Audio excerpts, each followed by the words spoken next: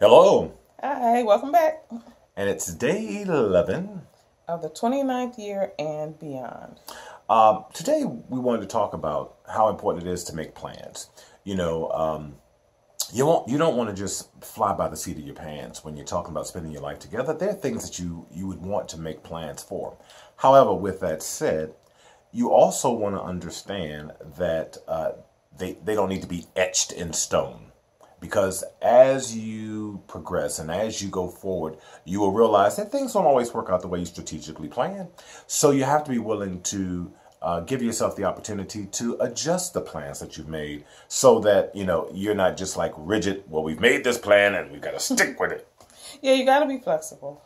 Not everything will go according to the way that you had strategically thought it would. Say, for instance, you may say, okay, well, we're going to have a house in 3 years, or we're going to have kids. For us, we thought we would be married for 5 years before we would have any children. Well, that didn't strategically happen that way.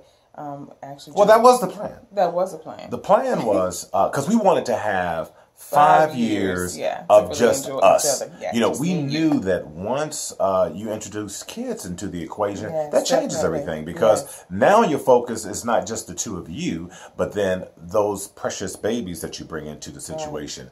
But so our objective was, okay, let's just be able to be selfish and if we wanted to just at the drop of a hat pick up and go somewhere and travel, we didn't have to worry about that because there was nothing that we had to be concerned about beyond ourselves. But at the age I was when we got married, 5 years, that's what we're looking at.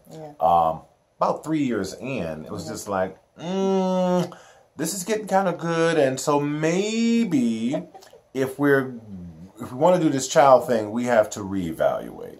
Because the further it was getting away from that time, I was not so... Yeah, he wasn't really going to want to have children if we had continued on the road that we were on. And then say, for instance, something happened. There's an accident. We have a really good couple that we love. And shortly into their marriage, there was a tragic accident where her husband was paralyzed. Yeah. So, and that's the thing, again, getting back to the vows about for better or for worse, in sickness and in health until death do us part. When you make those vows, understand what that really means, because you may have your plans, your life all mapped out, and then life will slap you in the face. Definitely. Right? And you have to be confronted with something that you never thought. Getting back to the couple that she's talking about, horrific accident, so much so that they didn't think he would make it. Right. And then once he did make it, then they didn't think he would talk again and walk again. And well, praise be to God, he got beyond all of those things. But however, within the first year of their marriage, because of the accident, he didn't even know who she was after the accident.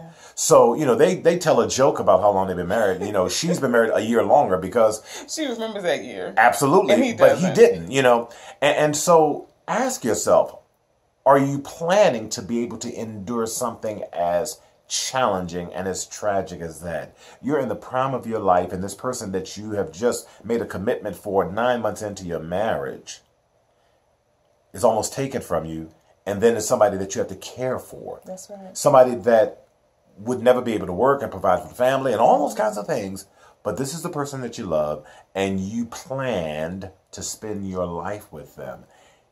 You have to be willing to assess, adapt, and then advance. That's the for better or for worse. You can't just stay where you're at. You have to be in it to win it. You have to be willing to fight for everything, no matter what happens. We had a 3-year period where he wasn't working. I still loved him. I still did what I had to do. I was supposed to be getting ready to retire, but that's just not how it worked out. You have to be ready to adapt, for better or for worse. And if you genuinely love the person, so if we're not talking about like or lust, you're happily willing to endure whatever you have to. Not to say that things won't be challenging or whatever. However, because of the love, it's the love that motivates you. See, more than anything else, what I've learned, love is about commitment. Because, there are times when you just want to grab that person and squeeze the stuffings out of them. But then there are times you want to grab that person and squeeze the stuffings out of them, right? Yes. It's the love that keeps you committed and keeps you from being committed. That's a good way to put it.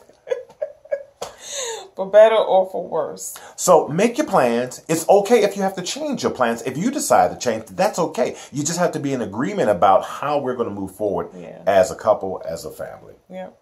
Make your plans. Make your plans. But be willing to adjust to those plans. Be flexible. See you later.